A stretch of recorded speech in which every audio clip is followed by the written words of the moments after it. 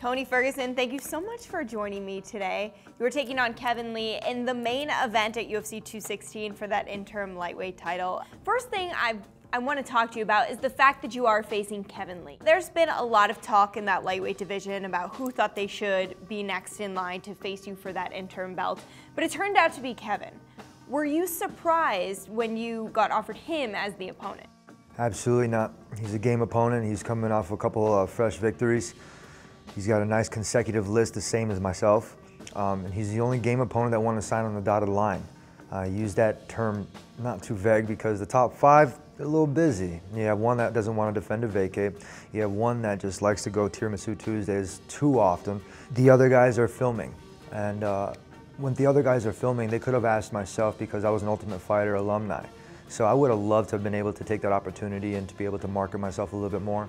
But this guy has a loud mouth.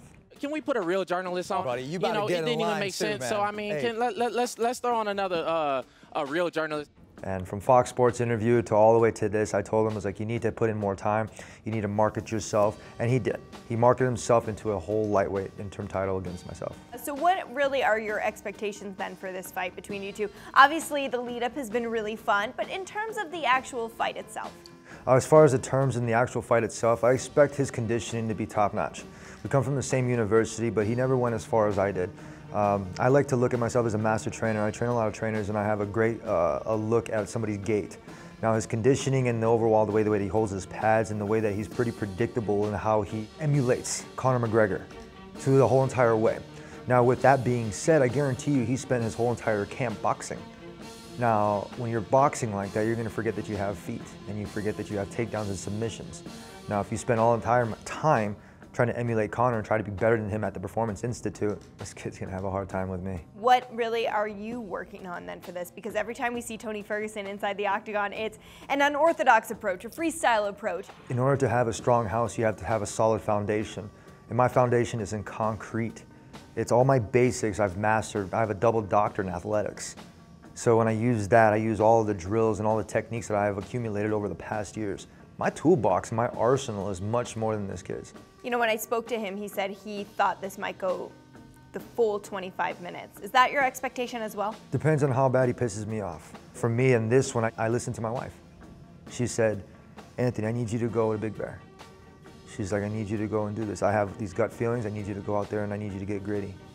So that's exactly what I did. I took my car, I went all the way up there, brought all of my equipment. I never use any excuses. If I need to do something, I'll do it myself. I mean, just this whole entire camp was amazing. I tried to double up what I did against RDA because what I did worked. Staying mentally tough is something that I love, and that's what's the difference between myself and Kevin Lee. How do you feel his mentality is? His mental game is very tough. It's very tough. But he looks past his opponents, and that's the one thing that I've seen and I have done before in my past. So I know how to deal with guys like this. I know how to push them or how to break them, mentally and physically. And this guy, I've already got his number. He's already looking past me. For this, you don't go to the wrestling bracket and look at who you're going to be able to beat all the way to the front. No, you have to face your opponent, the one that's next in line. Daniel Cormier said that too, but all great wrestlers say that. You don't look past your opponent, you look through them. What about the animosity between you two? I mean, we saw it, we watched it unfold on television, we saw the beginnings of it, but then, you know, throughout the summer, there's been, you know, some incidents where you guys have run into each other or had some sparring on Twitter. But now, is the point for all of that done? Is the Face-Off Friday going to be very calm? Like, what are you thinking during fight week with this animosity between you two? I'm not thinking any of it. There's so much other things in this world to worry about. I mean, we're here in Las Vegas, and just this past week, it was kind of an unfortunate event. It's hard to stay focused with that kind of a mentality. It really is. I mean, he's a native here too, so I guarantee you it's going through his mind too. But the part is we're here for a reason. We're here to fight.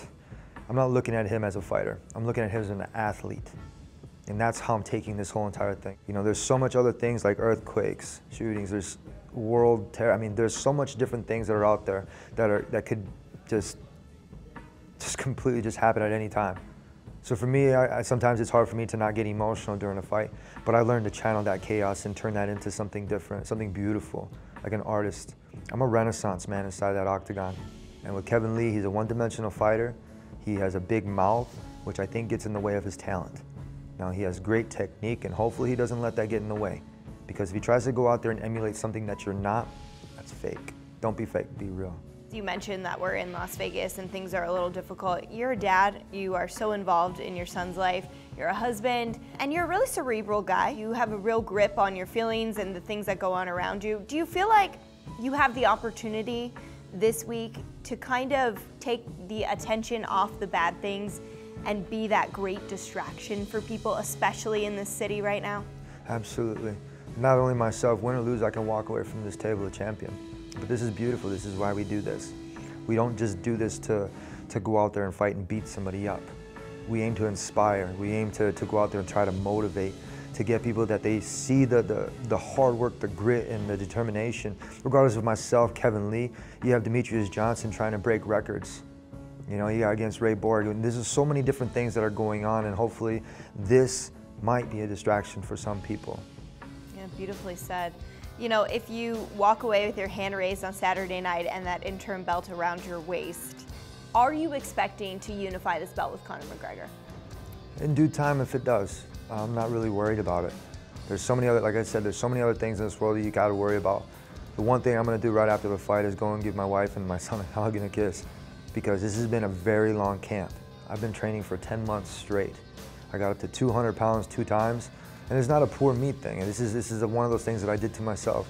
Why? Because I wanted to point and prove to Khabib that you can do it. So for me, it was about just keeping that grittiness and about translating it. And any person that's ever helped me get to this spot, that either it was a handshake or a smile or a pat on the back or a good job, or even if it was bad, it's like one of those things where it's like anytime you've ever had a point in a position to have a relationship or to have a talk and pay that forward, that smile, this is what it's about. So I'm trying not to bring any animosity into this fight. I won't bring any animosity to this fight because it's going to take me out of my game. How do you get it done on Saturday night? I get this done in fashion.